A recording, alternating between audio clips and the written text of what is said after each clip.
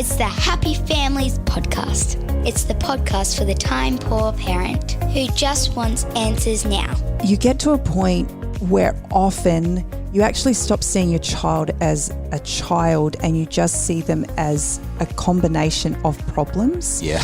And that's what you actually start to focus on. That's going to affect your relatedness need. 100%. And now here's the stars of our show, my mum and dad. Hello, this is Dr. Justin Coulson, the founder of happyfamilies.com.au and the parenting expert and co-host of Channel 9's Parental Guidance. I'm here with Kylie, mum to our 6 kids, and my wife, person who I just love puzzling over parenting with.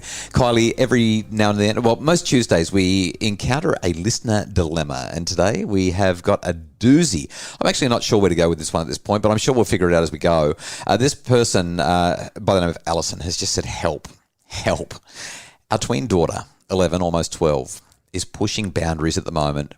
She's seeing how far she can push before getting ready to leave the house for school or for fun things. When we enforce boundaries and rules, she gets frustrated and acts out or bursts into anger. We've talked to her and tried to understand what's going on for her and reflected on how she felt, how we felt, and how her brother feels when she gets out of control and slams doors, kicks the walls, etc. Any tips would be appreciated in where we as parents can go when we feel like we've got nothing left in the toolbox. Well, tough question. Alison. Fortunately, Kylie is here to answer your question and to help you to deal with your tween daughter. We have had 5 of them at that age now, and I think we've been through it more than once. I think we're going through it right now. So, Kylie, I've always got a handful of ideas here, but this one is tricky because it sounds like Alison and her husband are having really thoughtful conversations with their kiddo. They're trying to work through things in a patient and autonomy supportive way, but it just doesn't seem to be working. One of the things that I've recognised time and time again as each of our children have displayed challenging behaviour is that it is a symptom of something much deeper. I think about my experiences as a teenager and just, kind of when I had a smart mouth or, kind of just gave my parents a really hard time. Can't imagine you having a smart mouth or giving your parents a hard time. You seem to me like you would have been just the golden child. You're too kind. But without fail, there was something else going on in my life that I couldn't either articulate or I didn't understand. Right. And I didn't have the skills to be able to work through it in a more appropriate way. I was going to go in a different direction but land in the same place. When I hear a story about this, one of the things that I immediately think is when we sit down with an 11-year-old or a 4-year-old or even sometimes sometimes with our husband, wife, partner, and we ask them to articulate what's going on, sometimes it's just too hard. Sometimes there's a lack of self-awareness or there's a lack of insight. Sometimes they just don't know. Sometimes you just feel lousy. You feel like everything's going wrong. But as I was looking at this, I'm thinking that there are 3 basic psychological needs that we all have. And we flourish. We thrive. We just do so well when these needs are being met. When they're not, when we're in an environment that thwarts or frustrates those needs, then we see motivation drop. We see well-being drop. We see the kinds of challenging behaviours that Alison's describing in her daughter. So those 3 basic psychological needs are a need for relatedness, high-quality relationships, a sense of belonging, connection. They're a need for competence. Like, it's nice when you've got mastery over your environment, and 11-year-olds don't usually feel like they have a whole lot of mastery, but there's also the desire for control or autonomy. I want to live and act volitionally. And our kids really do prize that, perhaps more than anything else. So my initial thoughts are, Alison, I'm curious to know whether or not relationships are good at school, at home, in any other context. Is there something that's happened in a relationship that's undermining your ability to all get along? And is your parenting, the way that you're responding to her, potentially making her feel like the relationship is at risk? Is there what psychologists call conditional parental regard happening, where kids get this really strong sense, oh, yeah, you love me when I do what you ask me to do, but when I don't do the stuff that you ask, I kind of feel like you withhold your love. That's called conditional parental regard, and that can really upset that support for relatedness, belonging needs. I feel like I've actually gone through this process with each of the children multiple times at different ages, and you get to a point where often you actually stop seeing your child as a child and you just see them as a combination of problems. Yeah. They're the back chatter, or they've always got to have the last say, or whatever it is. They slam doors all the time. And that's what you actually start to focus on. And as humans, I think that we're all, similar in that regard. And so that's going to affect your relatedness need. 100%. And whenever I focus on the problems that I see, I never am able to show up as the parent I want to show up. I actually have to let go of all of that and recognize that at the core of the behavior I'm seeing is a child who is hurting. Yeah. I have had more stories come to me than I can count from parents who have been going through exactly this. And I've just said to them, let's work on the relatedness need. And the parents will say, as I'm sure Alison would, I'm doing everything. So committed, and I tell her that I love her and I spend time with her and we spend money on her and we do things together and nothing seems to work. At which point I would pause and say, how much correction and direction is in the relationship? How much does she feel unconditionally accepted?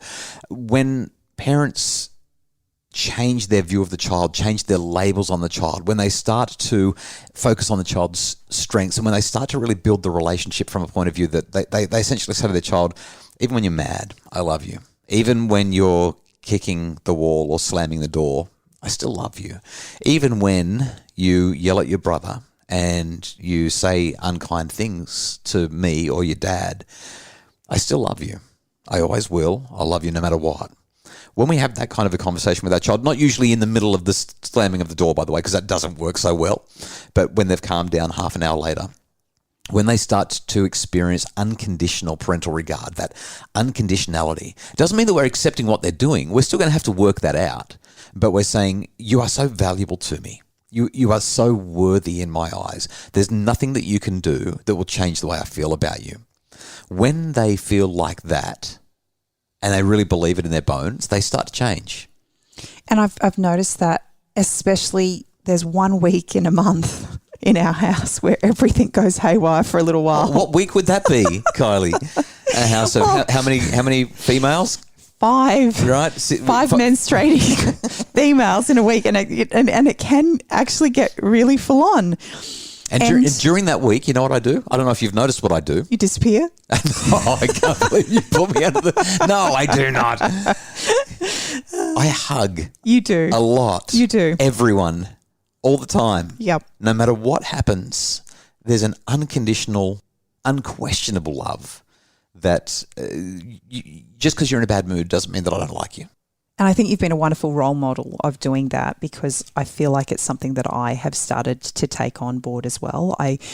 As I am able to just, again, take that step back and go, things are pretty tough for this kiddo at the moment. And, just where I would normally actually withdraw, not so much my love, my presence. I just withdraw. It's like, I don't want to go into the lion's den. Right. Now I actually am seeking opportunities to just connect. And more cases than not, it's literally just, I don't even say anything. I just go up and I grab them into a hug. And before I know it, I just feel them melt. That hard exterior disappears. Yep.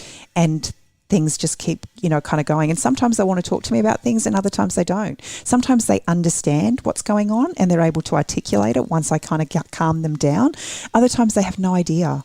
And it's like, it's okay. Sometimes I have days like that too. Yeah, last night, one of our kids was absolutely losing it. I mean, major full-blown tantrum. And when I walked into the room, she looked at me and screamed, "Get out." It was pretty hostile. I felt like I was about to be attacked. I said, "Okay, I'm leaving." And as I walked out, I said, "But I would really love to hug you and help you to feel better. So when you're ready for a hug, you let me know." And I reckon it was 30 seconds later, she called out to me and said, "Dad, I need a hug." And I went and laid down on the bed with her and hugged her. And I was like, yeah, okay, so she's still going to be explosive because she's a kid and she's immature and she's irrational and she doesn't know how to control her and regulate her emotions and her behaviors. But her knowing that the unconditional support that she needs is right there means that she can pull it together pretty darn quick. Yeah. And it is volatile, it is hostile, but it's short-lived. And then there's repair and restoration really fast. So that's the first thing, Alison, that we want to talk about, building that connection. The second and third things coming up right after the break. Imagine a relationship where you felt seen, heard, and valued. One where, as your partner enters the front door, they see you and their eyes light up. A relationship like that is a gift. If you don't have it now, you can. The Happy Families webinar, Better Together, gives you the insight, tools, and support you need to have a happier relationship. Available now at the Happy Families webshop. It's the Happy Families podcast, the podcast for the time-poor parent who just wants answers now. What other tips have you got, Dr. Coulson? Okay, so the second issue that I think could be happening here in terms of thwarted or frustrated needs is this need for competence. It sort of sounds a little bit weird to say that an 11-year-old might be feeling incompetent, but that's kind of how they live their lives. They go to school all day and they feel incompetent. They have friendship challenges and they feel incompetent. They come home and they get told they didn't make the bed properly, or they didn't pick up their shoes, they didn't put their jumper away, they've left their bag in the wrong place, or they can't find their swimming goggles, or whatever it is. And there's all these reminders consistently that they're incompetent. And then they struggle to regulate their emotions and their behaviours, and they can't do that. And then we sit down and say, well, you've got to do this better, and what's going on? And there's a consistent theme, consistent message that I'm not capable. I'm not mastering the stuff that's required of my parents. They've got it all together. They don't know our personal struggles. They think that we've got it all together. So we seem competent. They're surrounded by competent people, but they feel so incompetent. And that can lead them to have outbursts and feel dysregulated and really feel upset. Do you think that sense of a lack of control plays into this feeling of incompetence as well, or is it two totally separate things? No, that's actually really closely linked to what I'm talking about here. When you've got a child who is having emotional meltdowns, they now don't even feel competent in their capacity to maintain regulation of their emotions and their behaviours. They feel like, oh my goodness, I can't even do this right. And then when we as parents step in and say, you really need to stop having these tantrums. You've really got to hold it together. This is getting out of control. It's ruining our lives. Not that Alison's saying it like that, of course, but sometimes when we have those conversations, the kids go, yeah, but I can't. I just don't know what's going on. This is too much for me. It's too big. Our job, therefore, is to help our children to develop a sense of competence and give them experiences at not getting in trouble, at not getting things wrong, or if they do get things wrong, not feeling like we have to correct and direct every single thing. So I've had a really big insight. This is one of my biggest parenting insights of the year. When the kids do something that's not right, I don't correct them anymore. Like if they come into the kitchen and they're cleaning the dishes and they don't do it properly, or they set the table poorly, or they don't make their bed properly, I don't worry about correcting them. I'm just glad that they were there and that they gave it a go. Because over time, the more they do it, the more they practice it, the better they get at it. And it's the same with regulating their emotions. They can't regulate their emotions, so they feel incompetent. I'm not going to go correcting them for it. I'm just going to love them and let them know that they're having a tough time, but they're getting better. And I'm there for them, and we'll figure it all out. So competence needs to be satisfied. It takes so much effort on our part to help them to feel safe and to feel competent. But that's, I think, potentially what's going on. Maybe she's just feeling like she's no good at things. You think about it, when you're not feeling competent at life, like you feel lousy and you want to lash out, and it doesn't feel good. Motivation's low, well-being's low. Well, and the worst thing is that you then lash out and then you feel even worse about it because you've just demonstrated your incompetence. Yeah. And now you've ruptured relationships as well. And this ties in with the third need. I mean, all three of these, they're inseparably connected. The third one is a sense of volition, a sense of autonomy, control over your own life. And so when you are lashing out, you feel like you're out of control. There's a part of you that feels like, I'm doing this on purpose. I'm lashing out because I'm so angry and I'm in control here, and this is my way of taking control. But there's a deep part of our psyche that understands that we are now out of control. We have no control whatsoever. We're feeling completely controlled by the situation, which is why we've lashed out in an attempt to regain control. But that attempt to regain control is complete loss of control. A complete loss of control, and it demonstrates how out of control we are, how lacking in control and volition we are, because we're lashing out because we don't have it. And so when you've got an 11-year-old, she wants to control everything. She probably wants to be on social media, and she wants to be in charge of the TV remote, and she wants to be able to ride her bike whenever she wants, or eat as much ice cream or junk food as she wants. She wants control over how much homework she does, what books she reads, when she comes to the table, when she goes to bed. This is what kids, they want control over their lives. And as parents, we're constantly taking that control away. So how do we meet these basic psychological needs? Alison, the advice that I would give to any parent in this situation is we continue the conversations that you're having, but focus less on coming up with solutions and focus more on love. So explore what's going on. You're really having a hard time. Here's what we're seeing. What are we missing? Recognizing she might not have the insight. And you might say to her, we have some expectations. We need to put some structure in place so that you can be safe and healthy and so that you can behave in helpful ways. And then you problem solve together. What structures can we put in place? And what should we do when things do go wrong? But more than anything, unconditionality from your end is going to make the biggest difference. I don't know if that's a satisfying podcast response, Alison, but that's the direction I'm inclined to go. So what happens though when you're doing all of this stuff and your kids are still doing the wrong thing? So I listened to a parenting podcast just the other day from a highly regarded United States psychologist who said we need to use our parental power to change the environment, let them know if they're going to behave in certain ways that they just cannot have certain privileges.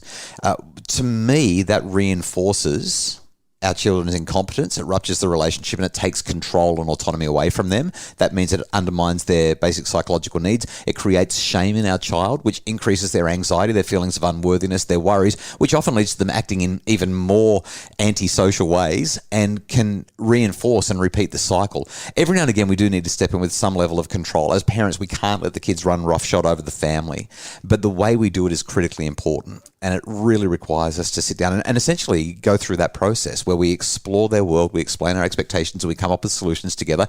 And if they can't get it together after we've done that, we say, well, I guess we need to do this again. And here's what we know, Kylie, because we've now got 3 adult children and another one who's 15, right? I mean, she's only 3 years off being an adult as well.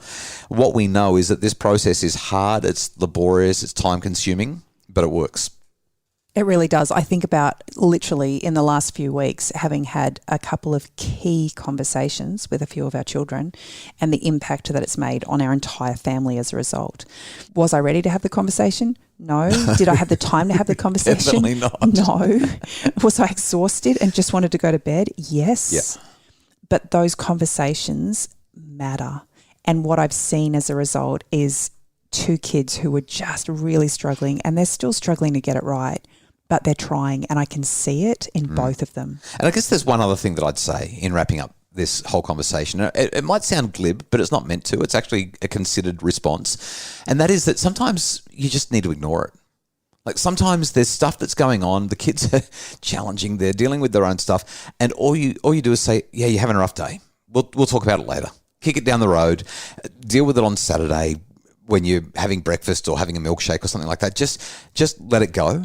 Because if we turn every single infraction into another conversation that we need to have, all it does is burdens our child. Now, I don't want it to sound like I'm being dismissive here. Like I said, this is a considered response. I'm not saying just ignore it and it'll be fine. That's not what I'm saying. What I'm suggesting is choose your times to intervene.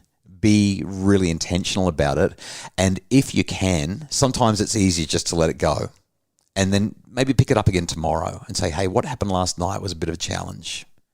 I got my arm around you right now. I love you like crazy, but we got to do better. What can I do to help? By being really intentional about when you step in, about when you offer the guidance, about when you explore, explain and empower, about when you get involved, create structures and support their autonomy and go through that process, you just get better outcomes. I love that question. How can I help? Yeah. Just that acknowledgement that I am here to help you succeed. So how can we help? If you've got any parenting questions, anything burning through your parenting conscience and you'd like some guidance, you can email us podcasts@happyfamilies.com.au. We would love to hear from you and we'd love to be as helpful as possible in making your family happier. We really appreciate the work of Justin Rulon from Bridge Media. He's our producer. Craig Bruce is our executive producer. And if you'd like more information about getting your family on track, making your family happier, please check out our Happy Families memberships at happyfamilies.com.au.